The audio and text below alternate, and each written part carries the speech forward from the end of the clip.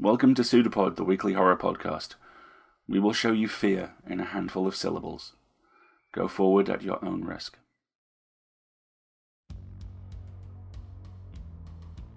PseudoPod, episode 752, April 9, 2021. This week's story is It Rises from Between My Bones by Donna J.W. Monroe. Content warning: cancer, chemotherapy, body horror. Hello everyone. Welcome to PseudoPod, the weekly horror podcast. I'm Karen, your host and assistant editor of PseudoPod. We are proud It Rises from Between My Bones is a PseudoPod original that comes to us from Donna J.W. Monroe, who lives next to a lake with a husband and a son who keep her from buying more cats. She has 5. She teaches government to high schoolers by day, a tough job in recent years. Her students keep her head in the clouds, though they always manage to remind her what is for really real. When she's not gardening or picking cat hair out of her food, she's writing short stories and novels. You can find her recent work in Night Frights magazine, Borderlands 7, Women Destroy Retro Science Fiction, and The Grey Sisters. Her first novel, Revelation, Poppet Cycle Book 1, is available on Amazon. Learn more at her website, www.donnajwmonroe.com, and find her on Twitter at DonnaJWMonroe. Your reader for this story is Sandra Espinoza, a New York-born and raised voice actress with a background in English literature and writing. After a childhood where video games were banned from the house, she 180'd so hard she's finally in them and never leaving.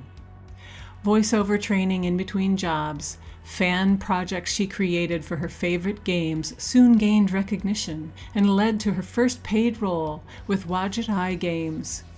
Some games Sandra's voiced for include The Primordia, Apotheon, Heroes of Newerth, Marvel's Avengers Academy, and most recently, Brawl Stars by Clash of Clans developer Supercell. She also provides voiceover and editing services for countless lifestyle and education podcasts.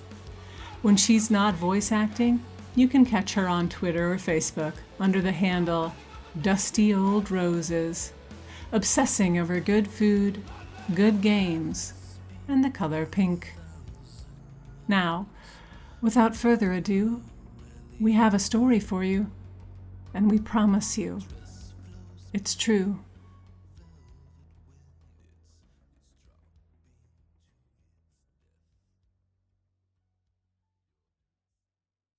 It Rises from Between My Bones by Donna J.W. Monroe. Narrated by Sandra Espinoza. Sitting on the toilet for my first sleepy morning pee, I felt my ovaries twist, as a little piece of me trying to burst through in a micro-explosion of tissue, born into my desert of a womb. It made no sense. I sat staring at my bald head and face in the mirror hanging across from the toilet. If I weren't the one making my features screw up in twisting confusion, it would have been hilarious. Chemo makes your face strange. No hair, not one brow or lash. It's like looking at one of those big-eyed aliens that the tabloids are forever finding, autopsying, and giving breathless reports about, probes and pregnancies. I look just like that, only not so green and way more dumbfounded. How could my ovaries be spitting out an egg? I'd been in a chemically induced menopause since this whole mess started, since I found that little lump in the same place I found Mom's so many years ago. My whirlwind started in the office of the doe-eyed technician running the ultrasound. She murmured in positive little half notes until her hand froze. She stopped and pulled the wand out of my armpit, glopped on more warm gel that honestly felt like it had been harvested from inside a body cavity instead of the little bottle warmer next to her keyboard. Then she said, "Oh, and typed little rapid-fire notes, pausing to press the wand into my armpit again and then tut about it quietly. Let me just step out and get the doctor. The doctor at the Women's Health Center is usually a woman with a kind smile and a cheery disposition. I'm sure this doctor usually had a smile like that, only that's not what I saw when I laid there on the table, greased up and naked in my middle-aged sagging skin suit. Her smile strained at the corners like it would crack. Let's take a look. She scanned it, and with a thin needle she punctured my skin to pull out a sample from my armpit and from my right breast. It's probably nothing, she said with her overly tight smile. We both knew she was lying. 2 weeks, a positive identification for malignancy, and every kind of test, scan, or examination I could imagine. And I had my diagnosis. Stage 2B breast cancer, just like Mom. My treatment? Lots of chemo, then radiation. And after? Well, we didn't really talk about the after. My cancer's poison? Azithromycin. A red death, they call it. We pumped it into my port every other Thursday, directly into my bloodstream. No IV line into a vein, because if that stuff held up in your arm, it would... I don't know. They never told me, but I imagined the stalking villain of Poe's Mask of the Red Death swimming through my veins, ripping through my viscera with a flaming sword. They pushed a fat needle through my soft upper breast into the lump of a port lying there like a buried tombstone under my white and blue-veined skin.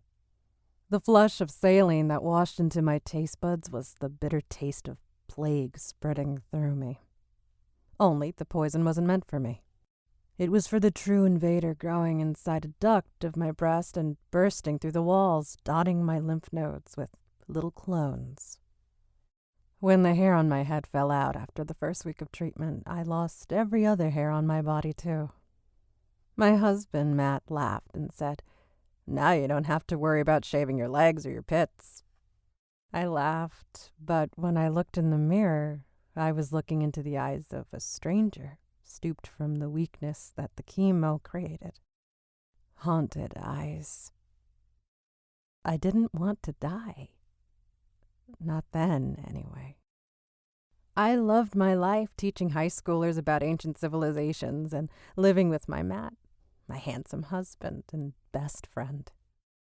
But the shadows of my mother and father's deaths had always lay across our happiness, a cloud that blocked our sun.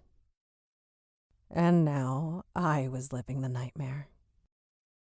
I was a bald-headed, chemo-brained beast with a puckered set of scars where they'd cut the tissue out of me. Under the scars, bulbous expanders stretched my chest muscles until they ached.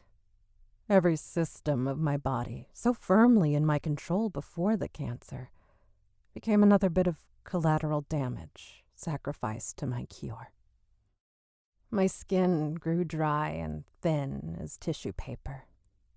Brown patches appeared on my arms and face like blotchy burns. The doctor shrugged and told me I'd be covering those with foundation for the rest of my days. My stomach rejected everything I loved, then still managed to either bind up my bowels or turn them into liquid hot mush for what would leave me panting and fevered every time I went to the bathroom. And the scars. So many scars. So many little deaths in my body. All things meant to save me. That's why sitting on the toilet in the morning of my 6th round of chemo, I was stunned to feel my ovaries, dead for months inside my belly, pulse to life with a heartbeat all their own. I hissed as the pain throbbed outward, clenching and shooting until I shuddered.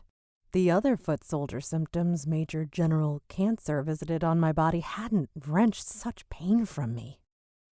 I felt it push its way forward in my left side, a tiny swimming stone. Then the rip that curled me into a pink ball in the toilet, clutching myself together like it might blow me apart. It was everything I'd felt every 28 days since I'd gotten my first visit from monthly Martha at age 11. All that, as they say, and a bag of chips. The normal burst of pain I'd felt every month, but like my ovary knew it would never get another chance. Like it had a show to put on. Too much pain to scream. Besides, I didn't want my sweet husband to have another ugly image in his mind to go along with the memories of drains weaving like pale veins in and out of puckered, pus-filled holes in my skin, or the fatty, ripped incision he'd taped together to get me to the urgent care. Around the pain, I knew this was something I had to bear alone. Most women do. It took 10 minutes to tear out of its pod. By the time I could stand, sweat poured from my body, and I shivered inside my tightened skin. I turned the shower on as hot as I could take and stood with my head down and arms braced as the little ball bounced around my uterus, looking for purchase. I expected it to be born that minute in a gush of red blood that would circle the drain and be done. But no. It settled in. Burrowed. All day, I felt its roots clutching at me. Making coffee, a cramp twisted through my pelvis. I winced as it cut into the soft bed of skin that hadn't had a blood lining in months. "What's wrong, honey?" Matt asked around his grape nuts. "He's fast. Always has been." When I looked at him and sucked up a hard breath, he was out of the chair. My eyes went back into my head, and that's when he caught me. It took a good bit of time for me to come back to myself. He said he'd put me on the couch and that I'd moaned and cried in my sleep.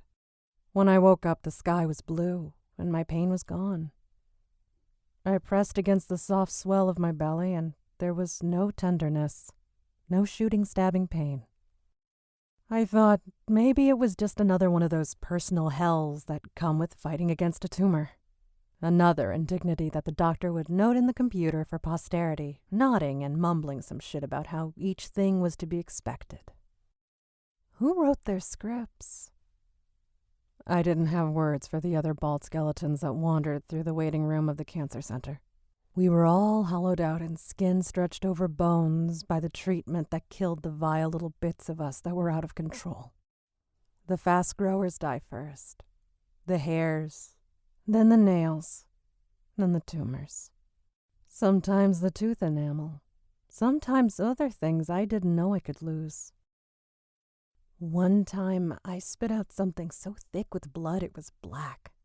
A lump of ooze against the white of the sink that wouldn't wash down. I braced myself with one arm, knowing that some things made me stumble. I reached a trembling finger down and touched it as my stomach rolled in the middle of me. In my head, I heard something keening, so sad, so wetly. I pushed my fingers into the clot and mashed it like a grape. It had been inside me minutes before, and now I smeared it against the petri dish of my sink bowl, looking at the pieces. A red circle, striated with a sickly dark yellow. A black cone chunk. A flattened orb that had oozing tendrils trailing from it like roots. An eye. The thing twitched, contracted as I leaned in and poked it once more. Matt knocked on the door as I threw up all over the sink, the mirror, myself. He helped me back into the shower, eyes averted as I tried to cover my scars with my hands. He has the patience of a saint. After the morning's dose of chemo, he brought me home and wrapped me gently in a blanket on the couch.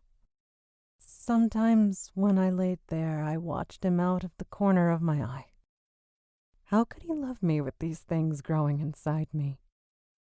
He hadn't married those out-of-control cells trying to take me over. Did he see the fight as a noble struggle? Did the idea of my own cells trying to kill me repulse him, keep him up at night? It did me. I dozed there under the blanket with the local news playing the background soundtrack to my personal hell. I heard the silver-haired anchor reporting the surge in rare and virulent cancers around old war factories. The places where early caches of uranium and plutonium disappeared after World War II. Buried, he said, in fields where kids played ball, next to creeks like the one where my cousins and I picked crawdads from under rocks to boil and eat for lunch. That they glowed didn't matter to me and my cousins. Their mother died of breast cancer too, only 34 years old, only 2 years younger than me. And that night, after Matt tried to get me to eat some mashed potatoes that I threw up immediately, he helped me up the stairs. He'd put me in bed and propped me up on pillows, and he made love to me with such a sweet slowness. I don't know how he could touch me as I was. After he fell into a humming snore, the warm buzz of his attentions melted into a tightness, an awareness. My skin didn't fit around my bones, and those bones seemed to dislike being inside me anymore. I felt like I'd turn inside out with the heat that rose from my middle. Not a good heat. Not lusty satisfaction, no. It was a fire that burned away at me, crisped me. And inside I felt the hard pieces that moved like pebbles in my veins. Sleep, voices inside told me. Sleep is healing. Sleep is the only way to be strong enough. But sleep gave the pieces of me that revolted inside my body the peace they needed to wrap themselves around my organs. Little boa constrictors crushing my lungs with rippling muscular hugs, squeezing my heart. I felt them moving through the secret passages inside me, growing, pushing. I put my hand on the softness of my belly, the sag of my age that bubbled there. The pads of my fingers rested on the smoothness of my skin, and I tapped my fingers in a rolling rhythm. The memory of a song that we'd sung when I was a kid, playing with my cousins in the rippling lake our grandmother took us to every week. The muddy water and the creaking gray dock all seemed so fantastic, so not of this world. I remember them daring me to swim under the dock and weave my way through the crossbeam gaps that existed between the joists. I ducked in so brave, and then the echoing drips and the bubbling gray insulation stuck out in lumps floating along the edges of the joists sent me back under the water, trying to escape. But under the water's surface, down became up, and I kept reemerging in the closed universe under the dock. I wept there, screamed for my cousins to come and get me. They watched me through the cracks and dropped little rocks down on me. The slick wood I clung to had green hairs of seaweed coating it like the fur of an animal, and the waves lifted and lowered the dock in respiration. I don't remember Grandma jerking me out from under the dock, but she carried me up onto the grass weeping. My cousins said I'd disappeared so they didn't get a spanking, that they couldn't see me. Grandma tanned their asses good for lying. But I knew it was true. I had disappeared. It was another world, and I'd slipped into it sideways. What was happening inside me now felt just like that. My leg muscles refused to settle, and my toes weren't connected to my feet. Neuropathy. The dead of my nerves made no sense. I couldn't feel my toes, but the flickering pains that shot up my calves were real enough. Beneath my fingers, my belly moved in a rolling wave, first right and then left. Something under my skin rose, pushing against my fingertips. A caress with skin keeping us apart. The first time I'd felt the rising lumps under my skin, I wondered if the cancer was like blooming flowers inside me, lumping up and following the heat of my fingers. I'd gone into the bathroom to try and see it in the light, maybe squeeze it like a pimple or lance it. When it screamed, I blacked out and hit my head on the toilet. A trip to the emergency room, and Matt was telling the doctor that I'd been rambling about things inside my skin. Chemo does strange things to the mind. Just keep her still and hydrated, ice on the bump. She's got a concussion, but it's a mild one. Call the oncologist in the morning, the ER doctor had said. I didn't try to land slumps anymore. There were too many of them anyway. I did wonder if they'd all come from my ovaries, birthed when I'd been sleeping or in the cloud of codeine the doc gave me after the double mastectomy. Little baby tumors making their way to soft, secret places between my cells, between my bones.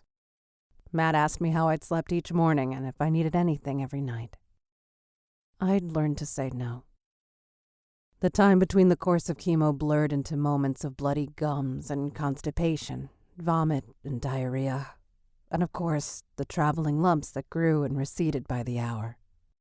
The doctors changed the chemical poison to Taxol, and my legs became so weak I sometimes had to crawl on all fours to the bathroom.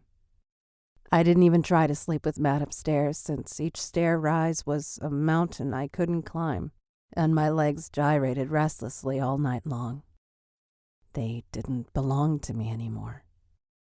At night, the darkness changes the world you've built so carefully. Every curated item in your home sharpens, echoes inside itself. For me, watching the change from my warm home, bright walls, happy art, cherished books, and overstuffed couches, into monster movie reproductions splashed in deep and swimming shadow. The difference bloomed in the night until I wasn't in my lovely house anymore. And the things inside me grew bigger then, feeding on my fear or feeding it. It felt like they were stretching me from inside out, creating empty spaces. I split in two. There was the rational dweller of the real world who'd fight cancer like a badass, survive to wear ridiculous pink outfits and walk in survivor parades for the rest of her life. Then there was the night-dwelling traveler, the cocoon for whatever was growing inside. The little girl who'd slid sideways into a world she didn't understand. We went to the oncologist the next day. The tumors are... The oncologist took a deep breath and then rushed into his bad news script. Spreading multiple sites, including your brain, your bones. Matt squeezed my hand and sobbed, leaning in to catch the doctor's words, searching for hope. 4 lesions and 1 deep tumor in the midbrain. He pointed to cloudy shadows on the gray film. And the lungs. Big blooming tumors clustered in the bottom of the lobes. And the stomach. And that's when I let myself slide. Turns out that when you grow darkness inside you, you are the doorway. I pressed the fingers of my free hand against my middle, feeling the movements within, and curled up around myself. Matt squeezed my hand again, but he'd given himself over to understanding the doctor's prognosis. I hated to leave him alone there, but I didn't think I could manage one more second of the rational cancer warrior losing the fight for her life. The lying side I faced out to the world collapsed when I saw those clusters and shadows inside me. I slid down into myself, feeling the alienness of what lived there in the spaces between my insides. The echoes in between the rafters of bones and the shimmering lake of fluid. Waving cilia-like fur coated the pathways, and hanging from every edge, every crossroad inside me, were the bulging gray growths. Tumors, they had called them, but here they had tendrils that whipped and throbbed, wrapping around my honeycombing bones, growing like a poisonous vine into the flesh of my organs. My body, their birthing chamber. I didn't scream. Not anymore. Looking at the horror in my flesh felt like facing my own truth, like it was what I should have done all along. I reached out with my limb. Not a hand exactly. A phantom of a hand-like appendage wavered like a misty and unformed idea. But when that hand stroked the gray flesh of one of the invaders, I felt it with more surety than the neuropathy-dulled flesh of my real body could feel in our reality. My imagined world's fingertips had healthy nerves and receptors not damaged by poison. The flesh, slick under my fingers, warmed to my touch, hummed under the pressure of it.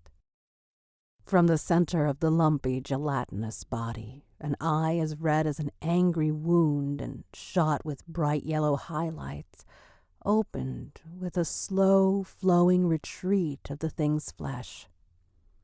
I'd woken it up. All around me, I felt the weight of eyes turning. All the invaders fixed me with their united gaze, though some were as far away from me as the earth from the moon. They were many, and they were one. They were in me. My bones grew them. My cells became them. My blood fed them. They were me. Inside my mind, or the consciousness that held me in this place, a buzzing vibrated from inside to out. A voice of wings made of hairs and shells and bitter taste. A voice that burbled through that red-eyed gaze. These things in me, my disease or my monsters, I don't really know. They did know things. They were the crack in the door I needed to understand. The threshold. I was the door that had begun to open. The nearest one grabbed for me, desperation rippling around it in a pheromonal stink. Its tendril reached, lance-like and tipped with a tooth. It wanted me, but... "Are you okay?" Matt pulled me to him, yanking me free. He pressed me against his skin, and I burrowed my face into the space between his jacket and his t-shirt, sobbing, keening with a darkness that poured from inside out. My voice and their voices screamed in concert. Matt must have thought I was mourning my diagnosis. Terminal and only weeks to live. He clutched me to him so hard I heard his heart beating. I heard the blood swishing in his chambers. There were no echoes inside of him. The doctor gave me a prescription for sleeping pills and a sad smile, and sent us home with brochures about home health aides and hospice care. Matt cried without sound, gripping the steering wheel and glancing at me. For the first time, his eyes filled with the future. The real future where he'd be alone and have to make all those decisions that I usually made for the both of us. Where he'd bring up the laundry and I wouldn't be there to fold it. Where he'd cook dinner and do the dishes too. The partnership had already stopped with my illness, but now he knew that I was just an incubator for the death that grew day by day, and that he'd be left alone. That was the rational world. I started talking as he drove because I knew he'd only sort of hear what I needed to tell him, that he'd let it go because too much reality filled his mind. "I'm not really dying, Matt. I'm growing little monsters." "Tumors," Matt said. He was so used to my flights of fancy. It's how I talked, how I thought. "Not tumors. They are little monsters that I made. I didn't mean to. I know you can't understand this, but I ate poison when I was little. Swam in dioxin and radiated creeks. My dad brought home flakes of asbestos and served it up like salt on dinner when he'd shake it free from his coat. He'd slow the car because the rush hour traffic piled up on the highway in front of him. He glanced over at me with disquiet in his puffy red eyes. "This is the breast cancer. You heard, doctor. Listen to me. I'm the doorway. I know it now. Cancer is just the cutting tool, the thing that makes the door come open. He reached for me, probably readying a beautiful lie about fighting the inevitable, about how strong I was. "Don't." I jerked back, banging my head into the window with a clunk. I didn't even feel it. "Look."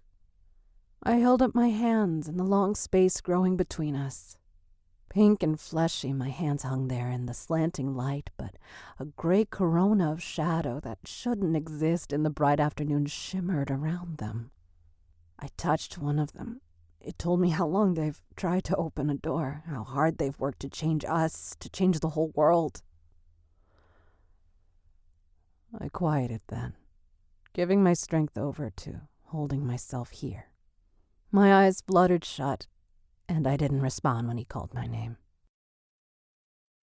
Inside, the pieces of me growing in the soup of poison sang me into a stupor.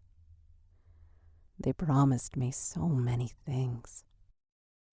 That night, Matt gave me my pain pill and my sleeping pill and left the bottles out on the table.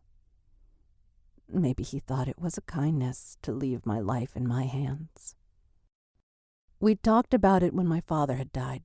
Cancer in his colon, his lungs, and his brain. There had been black vomit and diapers and my poor dad's sad expression. He'd hated that we even had to take care of him. He said sorry when he soiled himself. Then my mother had laid in a nightmare she couldn't wake up from for 20 days. She moaned and tried to shift, but she was so weak then, in so much pain.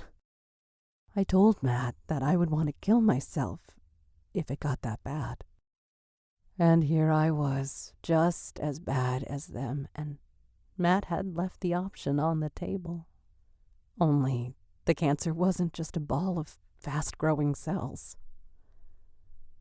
Someday, scientists might recognize that they'd been like the medieval medicine men with their bleeding and leeching, that they hadn't recognized a bigger truth, a cosmic truth, that the disease was first contact.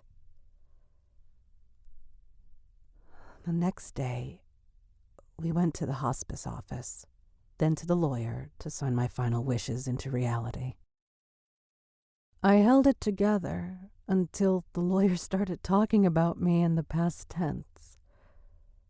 I'm sure I only imagined it, but I started weeping, and Matt hustled me to the car. In my ears, a choir of monsters sang. "Why me?" I whispered to the creatures inside. The me that was part of this place and part of the other spoke back in the buzzing that sounded like insect armor rubbing on itself. "You are the first to peek through the keyhole," they said and didn't say at the same time. "The first to synthesize poison without destroying your growths." Growths, I heard, but it wasn't quite the right translation. The idea behind the word was one I didn't have words for.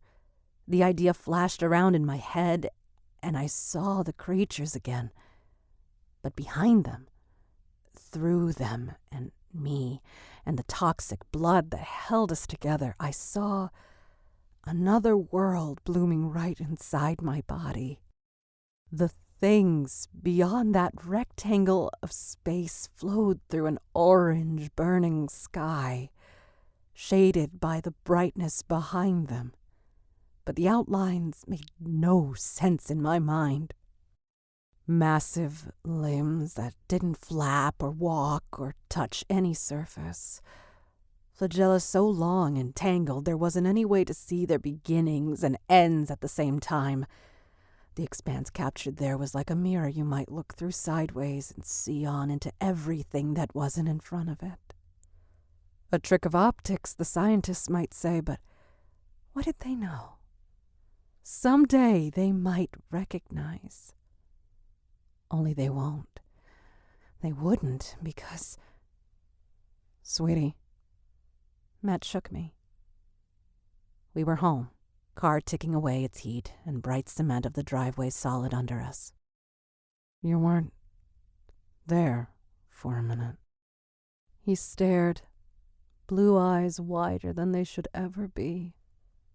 So much wonder, but not the kind you wanted. He wondered that the world you know could go sideways so fast. The wonder that exists beyond fear lay in his gaze. I swear, I'm here. Just a trick of the light, I guess. Optics, maybe. I croaked, throat dry from the choking vision and the clawing silence I'd climbed out of. Right, he said. He hurried around the car and helped me out, waving off the kind offers of our neighbors for food or cleaning, or even to give him a break to take a walk or a shower. Nice folks. It really was a shame. He got me set back up in my recliner, blanket cuddled around me. There, a toasty burrito. A sweet old joke, a groove in the well-worn record of our life. I smiled with my lips closed because I worried that the orange light peeking around the edges of the doorway inside of me might shine out through the spaces in my teeth, lighting them like bright, squared candy corns. I shouldn't have worried about it.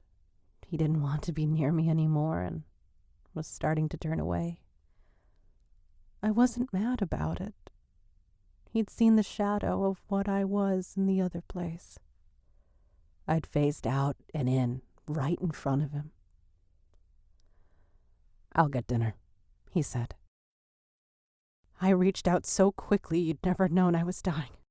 I caught his wrist in the cage of my fingers and pulled him so close I thought he might be able to smell the pheromones my monsters pumped into my bloodstream to challenge the others to come through.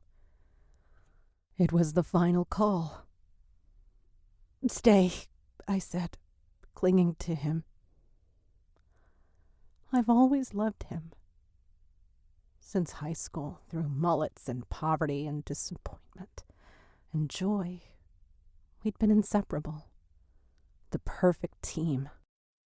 He'd be a part of this terrible thing with me, but I wanted to look into his eyes until I couldn't anymore. I held his hand and felt him shudder, but he was the best man I'd ever known, and I knew he'd stay because I wanted it. They changed us, I whispered, not clear if I had enough breath in the sound for him to hear. They directed us to change. The pills and the pollution and the chemicals all came from their projections. I'm a projection now, Matt. Maybe since I swam in the lake as a kid. Maybe since the creek and the crawdads. Maybe they made me that way in my mom's cancerous uterus. I coughed, a retching wet cough that sprayed the changed blood all over my hands. I wiped the glowing orange stuff on the blanket over my legs, and he watched with a gaping mouth and wet eyes. He didn't move, though. He must have thought I was dying. Not quite.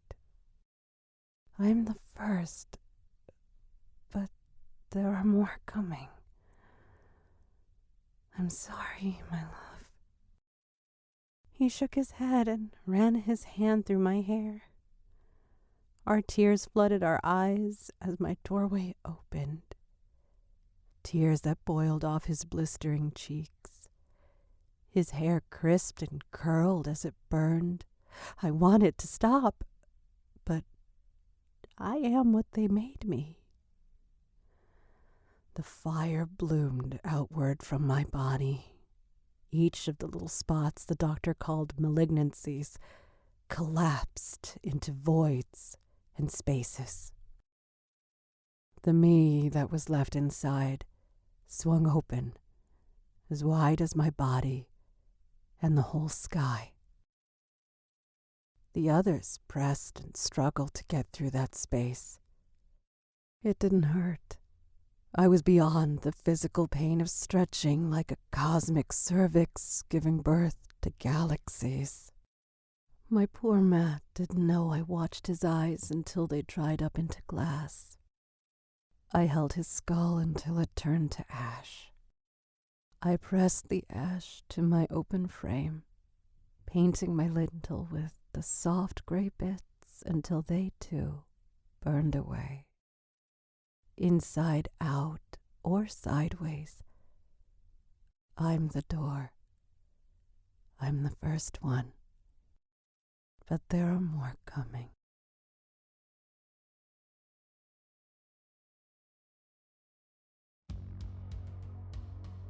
Cancer does not discriminate.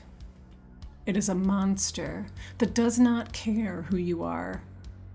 Most of the time, it attacks without warning, without sympathy. It cannot be reasoned with. It must be endured, survived, or not. As a survivor of a ductal carcinoma, this story struck close to home for me and brought me back to waiting rooms stuffed with frightened, suffering cancer patients just like me. Back to long hours laying in my bed, half dreaming, half awake. Why had this happened to me? My body had betrayed me, and the treatment was striking a balance between killing fast-growing cancer and killing the rest of me. Would healthy habits help me endure the treatments, or help the cancer too much? I too felt I was in a doorway, watching. I had slipped into another world that existed alongside all the non-cancerous as they continued their daily lives in the parallel universe I once shared. My scars are both internal and external. The possibilities in this story were a horror I lived through. Donna's story validated my experience, and I very much wanted to share it with other survivors and hopefully validate us more than re-traumatize us, but also open a window into a parallel universe for others to share the horrifying daydreams of a cancer warrior. My apologies. It isn't nice. It isn't pretty. It is horror. It is true. We'll see you next week, folks. Until then, endure. There are realities beyond the one you're living in, doorways both hopeful and horrible. But there are other travelers, too. You are not alone. You are never alone.